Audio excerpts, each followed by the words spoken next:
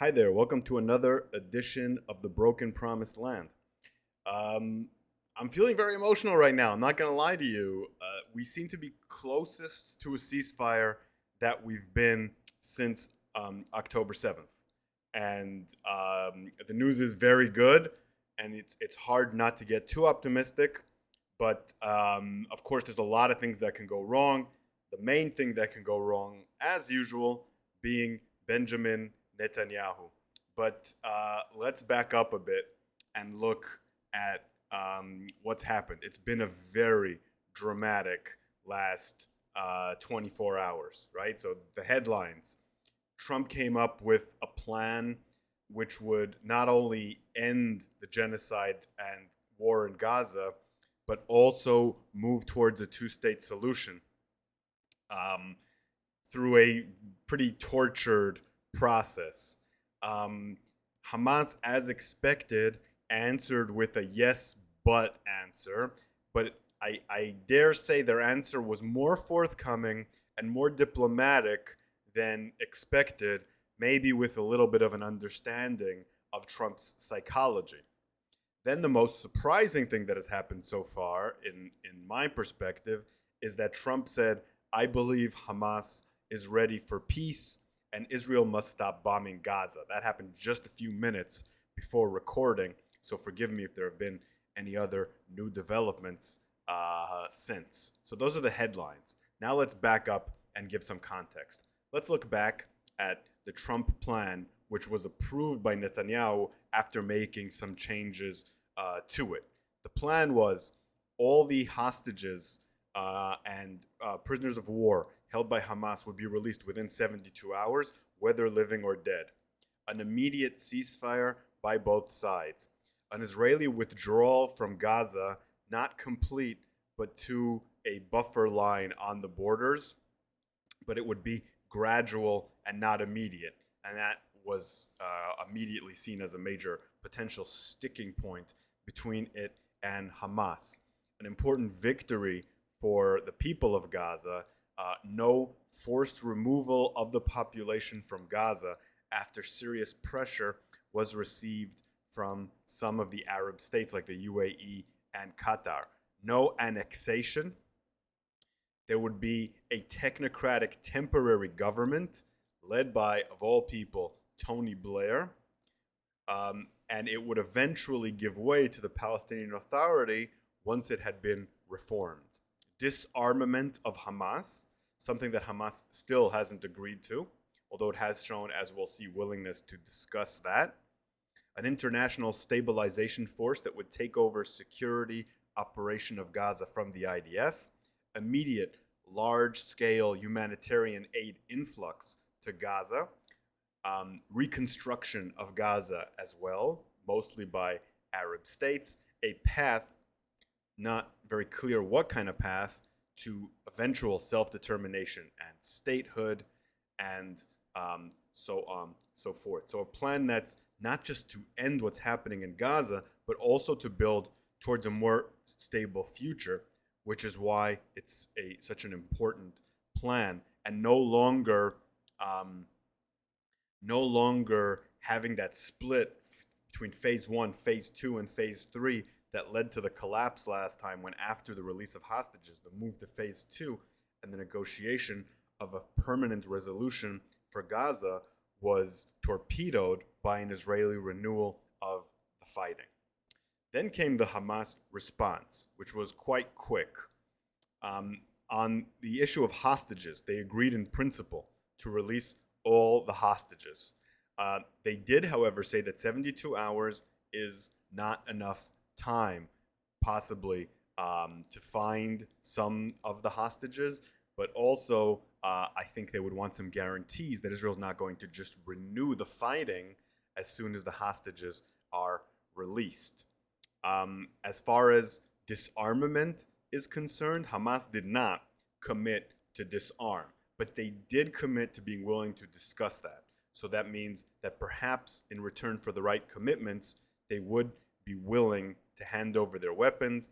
Their current position is they would only be willing to hand over their weapons as part of a move towards a Palestinian state, because up until then, they don't want Gaza to be defenseless, is their official position. As far as governance of Gaza is concerned, Hamas agreed to transfer Gaza's administration to an independent technocratic body. So they're willing to step down, but they object to the Peace Council or international administration, calling it a new form of occupation. So it seems that Hamas does not want this bizarre Tony Blair contraption to be ruling Gaza, which I have to say is understandable. But they are willing to give up rule, and that they've been willing to do that for a long time, by the way, and that's a very important step towards this. As expected, they also have some issues with the timetable of withdrawal. They want it to be more defined, and they want Israel to withdraw completely from Gaza. Reading between the lines in their reply, I think they would be willing to accept a buffer zone in exchange for a clearer timetable and firm guarantees of withdrawal from the rest of Gaza.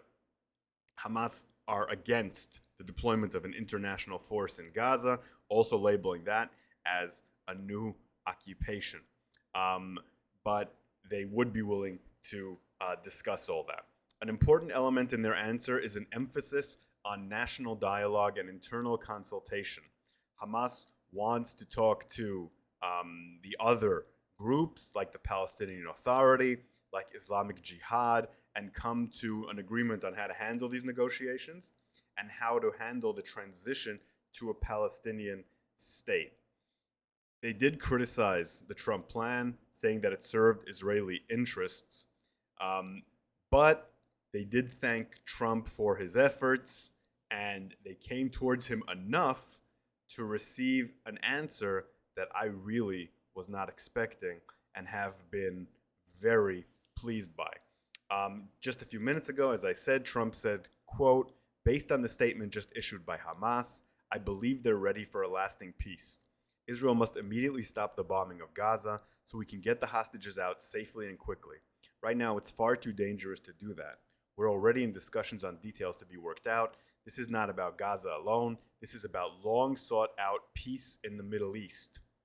And the two reasons I'm very emotionally gratified by this statement, I don't even know how to put it. I was on the verge of tears when I read it, is because it tells Israel to stop the bombing immediately, something I absolutely did not expect Trump to do, and it ties this to long-term peace in the Middle East. Trump is signaling optimism here, reading Hamas's reply in the best possible light, which is always what you do if you want a deal. You read a reply in the best possible light.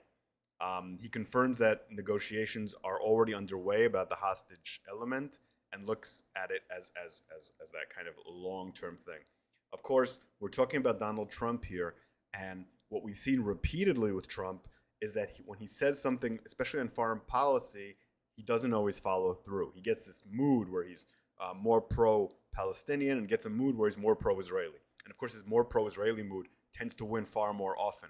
Just like we've seen with Ukraine and Russia, where his statements are very unreliable, taking one side and then taking the other. So he seems to be in a pro-Gazan mood right now. The question is, how long will that last? It's clear that Qatar, UAE, and Saudi Arabia talking to him at the UN had a big effect on him, and that effect is still lasting. How much longer will that last? Will it last long enough for him to actually follow through on all this?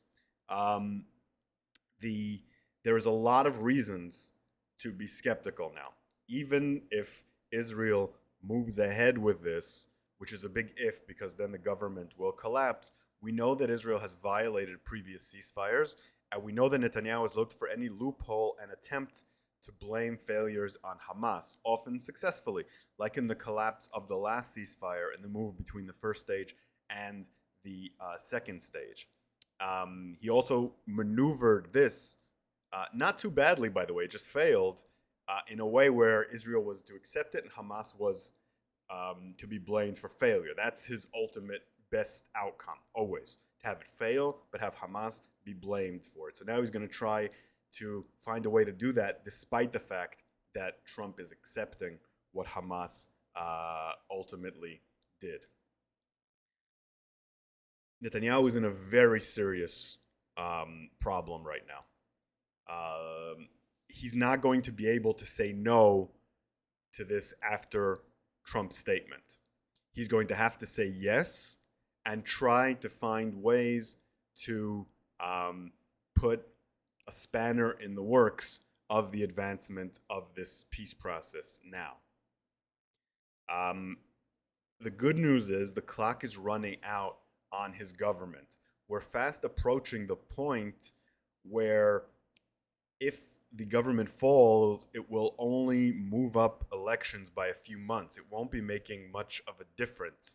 And Netanyahu might be tempted to get elections on his own terms, having freed the hostages, rather than being forced into elections having not freed the hostages.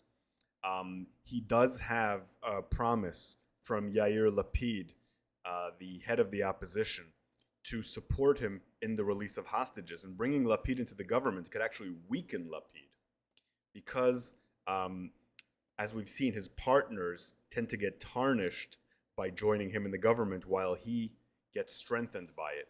If you look at the latest polls, Netanyahu's Likud party is still the biggest party. And even though they may not win the elections outright, his bloc may not win the elections outright, with a successful end to the war and being able to say, look, I released the hostages. Look, I defeated Iran. Not exactly accurate. Look, I defeated Hezbollah. Look, I toppled Assad. You can say I have all these achievements, and I'm better than the opposition. And that might just be enough for him to either win or to block the opposition. So I think we're seeing a strong swing towards a deal. Netanyahu has less of a reason not to enter a deal, and Trump seems to have put his full weight behind a deal.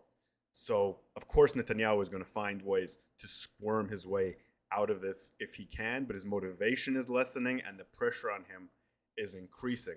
Hamas, meanwhile, seem to be under so much pressure from their constituents and from the Israeli military that they're willing to make concessions that they weren't willing to make before.